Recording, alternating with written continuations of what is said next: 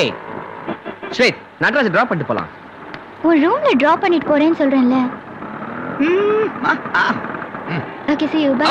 அநியாயத்துக்கு நல்லவனா இருக்கானேப்பா. வரும் Nataraj. Okay bye bye. see you bye bye. bye bye.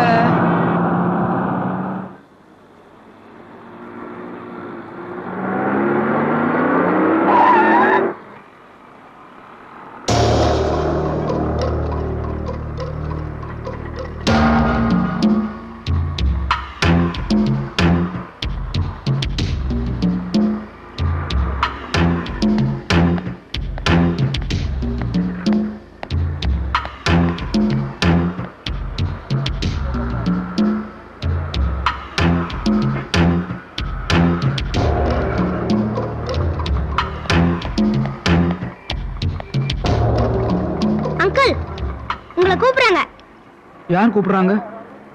நான் எதுக்கு வரணும்? இப்படி வாய் திறந்து பேசுனீங்களே, அதுக்காக தான் உங்களை கூப்பிடுறாங்க.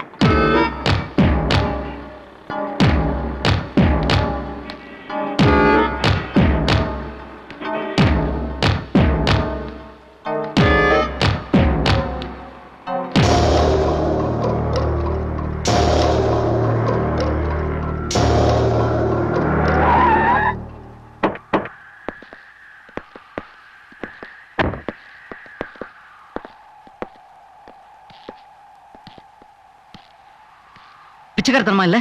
அம்மா தாயே கண்ணு தெரியலமா, வாய் பேச முடியலமான்னு சொல்லி ஒரு பொண்ணோட ஃப்ரெண்ட்ஷிப் பிடிச்சு வச்சிருக்கே, கேவலமா இல்ல? உனக்கு என்ன தெனாவட்றடே? அன்னைக்கு நீங்க கிட்ட என்ன சொன்ன? அந்த பொண்ணோட ஜாகிங் போறேன்னு இல்ல? உனக்கு தான் வாக்கிங்கே சரியா வராதேடா. இப்பதானே தெரியுது டாக்கிங் மேட்டர்ல அந்த பொண்ணு கிட்ட பெரிய ஃப்ராட் தனம் பண்ணிருக்கேன்னு. ஏய், அன்னைக்கு என்ன சொன்ன? எங்களால ஹாரிங்டன் வரைக்கும் தான் போக முடியுமா? எங்களால இது வரைக்கும் போக முடியும். யார்கிட்ட போய் நீ சேர்றத சொன்னா உன் ஃப்ரெண்ட்ஷிப் கட் ஆகுறது நல்லாவே தெரியும். வாங்கடா போலாம், ஏறுங்கடா வண்டியில. ரியாஸ், ஒரு நிமிஷம். உங்களை மாதிரி செகப்பு தோலும் அழகான உருவமும் எனக்கு கிடையாது. உருவங்களை வெவ்வேறா படைக்கிற ஆண்டவன் உணர்வுகளை மட்டும் ஒரே மாதிரி படைச்சிட்டான். இயற்கையை ரசிக்கிறதுலேருந்து பொண்ணுங்க கூட பழகுற வரைக்கும் உங்களுக்கு என்னென்ன ஆசைகள் இருக்கோ அதே விதமான ஆசைகள் தான் எனக்கும் இருக்கு. நான் பொண்ணுங்க கூட சகஜமா பழகாததுக்கு காரணம் உங்களை மாதிரி ஆளுங்க என் மனசுக்குள்ள ஏற்படுத்தின தாழ்வு மனப்பான்மை தான். கிராமத்துல இருந்து மெட்ராஸ்க்கு வந்து இத்தனை நாள் ஆகியும் எவ்வளவு கூட்டத்துல நான் போயிட்டு இருந்தா கூட யாராவது கோரிலான்னு கூப்பிட்டா உடனே நான் திரும்பி பார்த்துருவேன். ஏன் தெரியுமா? கூட பிறந்த அண்ணன்ல இருந்து பாடம் சொல்லி கொடுக்குற வாதியார் வரைக்கும் எல்லாரும் என்ன கோரிலா கோரிலான்னு கூப்பிடுவாங்க. புதுசா பொண்ணுங்களை சைட் அடிக்க போற பசங்கள்லாம் என்னை வீடு தேடி வந்து அழைச்சிட்டு போவாங்க. அப்பெல்லாம் எனக்கு ரொம்ப சந்தோஷமா இருக்கும். அப்புறமா தான் தெரிஞ்சது அந்த பொண்ணுங்க முன்னாடி அவங்க அழகா தெரியணுன்றதுக்காக தான் என்னை கூட அழைச்சிட்டு போனாங்கன்னு. இப்படி என்னை சுத்தி இருந்தவங்க எனக்குள்ள தாழ்வு மனப்பான்மை ஏற்படுத்தினா கூட என் மனசுக்குள்ள ஒரே ஒரு எண்ணம் மட்டும் உறுதியா இருந்தது. அதான் காதல். காதல் இல்லாத ஒரு வாழ்க்கையை என்னால நினைச்சு கூட பார்க்க முடியல. கல்யாணத்துக்கு அப்புறம் வரப்போற காதலை பத்தி எல்லாம் எனக்கு அவ்வளவா நம்பிக்கை இல்லை. ஏன்னா தனக்கு வரப்போற புருஷன் எப்படி இருந்தாலும் அவனை நேசிச்சு ஆகணுன்ற நிர்பந்தம் அந்த பொண்ணுக்கு. அதுவும் என்ன மாதிரி அழகில்லாதவனை எந்த பொண்ணு உண்மையா நேசிப்பா? அதனால என்ன மாதிரி அழகில்லாதவங்களாம் காதலிச்சுதான் கல்யாணம் பண்ணணும்னு முடிவெடுத்தேன். இந்த மாதிரி நேரத்தில் தான் ஸ்வேதாவை நான் சந்திச்சேன். அவ கூட பழகிறது என் மனசுக்கு ரொம்ப சந்தோஷத்தை ஏற்படுத்துச்சு. அதை இழக்க விரும்பல. அதனால தான் அவகிட்ட ஊமையா நடிக்க ஆரம்பிச்சேன். ஸ்பீச் தெரப்பில கூட குரல் சரியாயிடுச்சுன்னு சொல்லலாம்னு நினைச்சேன். சொன்னா என் மேல இருக்க பரிதாபம் போய் எங்க அவ என்னை விட்டு விலகி போயிடுவாளோன்ற பயத்துலதான் இன்னும் அவகிட்ட ஊமையா நடிச்சுக்கிட்டு இருக்கேன். அவகிட்ட சொல்லிக்கிட்டு இருக்க பொய்யால எனக்கு கிடைக்கிற சந்தோஷம் இந்த உலகத்துல யாராலையும் கொடுக்க முடியாது. இது ஒரு தற்காலிக சந்தோஷம் தான். ஆனா அந்த தற்காலிக சந்தோஷம் தான் என்ன மாதிரி கோரில்லாக்களுக்கு என்ன மாதிரி 25 மார்க் கிடைக்கிற நிரந்தரமான சந்தோஷம். இதை நீங்க கெடுக்கணும்னு நினைச்சா போய் தாராளமா கெடுத்துங்க.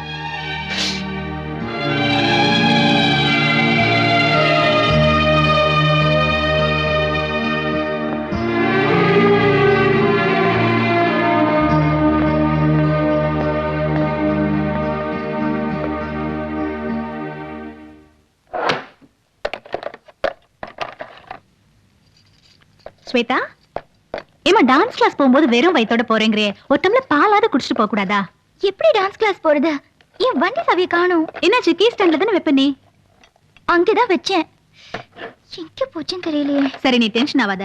விக்ரம் வெளியில கிளம்பிட்டு இருக்கான். அவன்கிட்ட சொன்னா உன்னை டான்ஸ் கிளாஸ்ல கொண்டு போய் விட போறான். பரதநாட்டியம் டான்ஸ் கிளாஸ்னா அவனுக்கு சுத்தமா பிடிக்காது ஆண்டி. கண்டிப்பா என்ன டிராப் பண்ண மாட்டான். நான் சொன்னா அவன் கேட்காம போவனா? நீ இந்த பாலை குடி முதல்ல, நான் அவன்கிட்ட சொல்றேன். விக்ரம், டேய் விக்ரம், என்ன ஸ்வேதாவை டான்ஸ் கிளாஸ்ல டிராப் பண்ணிடுறா. ஓகே போமா, பார்த்து ஜாக்கிரதையா கூட்டிட்டு போ. என்ன? சரிம்மா.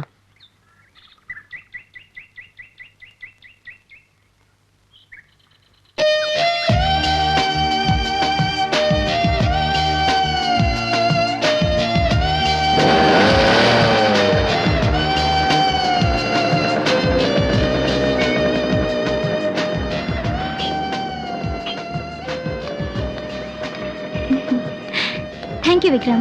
Please don't mention. Bye.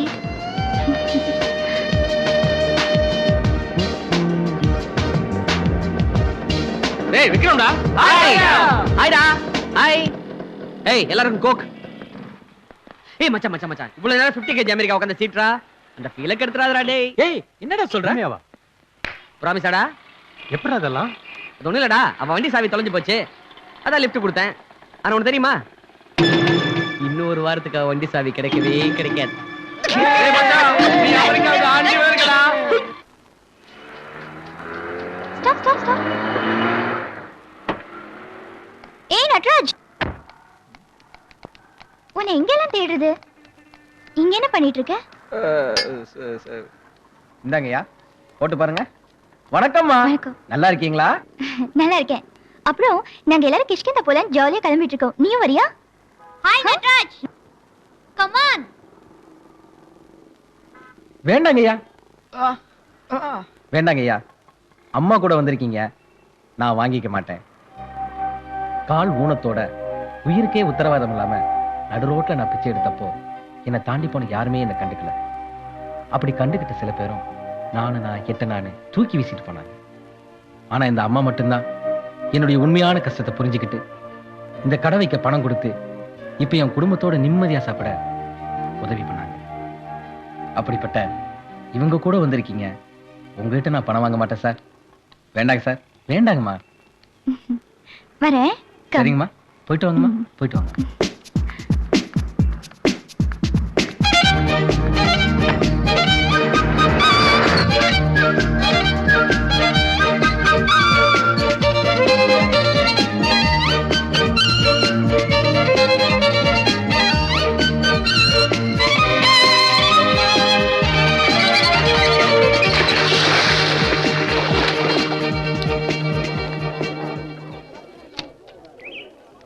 விடு ஸ்வேதா, நானே டிக்கெட் வாங்கிடுறேன். இல்லடி நான் கொடுக்குறேன். 7 டிக்கெட் ப்ளீஸ். யாரும் வாங்க வேண்டாம், நான் வாங்குறேன். டிக்கெட் கொடுங்க. ஐ காட் மணி எனஃப்யா. ஏய் அடுத்த கேமுக்கு நீ வாங்கு. சும்மா இரு, நான் வாங்குறேன்னு சொல்றேன்ல. நீ நேரே என் பாய் ஃப்ரெண்ட் சந்தோஷ் வந்திருந்தா எல்லாத்துக்கும் அவனே வாங்கியிருப்பான். உன் பாய் ஃப்ரெண்டை பத்தி எங்களுக்கு தெரியாதாக்கா?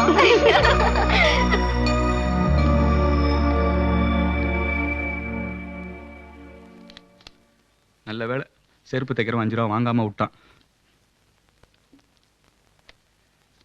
வேணும்டா உனக்கு, நல்லா வேணும். பொண்ணுங்க கூப்பிடறான்னு சொல்லிட்டு கையில 10 பைசா இருக்கான்னு பார்க்காம பல்ல இழிச்சிட்டு வந்தல்ல, இப்ப படு, நல்லா படு. டேய் அவளும் பணக்கார பொண்ணுங்களா, பணத்தை சும்மா சரு சரு நிறுத்தி வீசுவாளுங்க. இப்ப அவளுக்கு முன்னால கூனி குறுக்கி நிக்கிறல்ல, அவனமா இருக்குல்ல.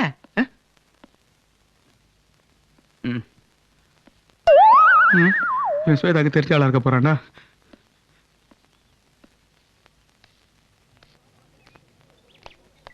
நட்ராஜ் இந்தா வச்சுக்கோ. அவங்க எல்லாருக்குமே நீ தான் செலவு பண்ணும். ஓகே?